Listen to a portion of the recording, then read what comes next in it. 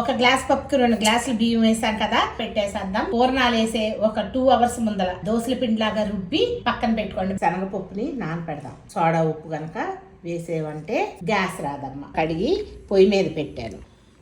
పైన వచ్చే నొరగని ఇలా తీసేయండి. ఉడికిపోయింది. నీరంతా ఉంచేద్దాం. నెయ్యి వేసి కొబ్బరి వేసి వేయించుదాం. బెల్లం తీసుకున్నాను, పాకం పట్టేస్తాం. ఈ పాకాన్ని తీసి నీరు వంచేసాం. ఏమీ లేదు, నీరు ఉడికిన శనగపప్పులో పాకాన్ని పోసేస్తాం. ఇచ్చిన కొబ్బరిని వేసేద్దాం. యాలక్కాయ పౌడర్ను కూడా వేసేద్దాం. సార్ తిప్పుదాం.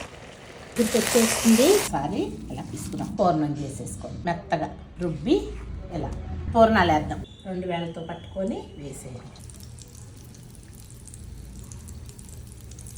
ఇలా నిదానంగా కలపండి. ఎంత బాగా వచ్చినాయో కదా. 2 వాయిల్ పూర్ణాలు కూడా కలిపి వేసేసి చాలు వేయించుదాం. మంచి రంగు వస్తుంది. అలా వేయించి నెయ్యి వడ్డించుకొని తినేసేటివి.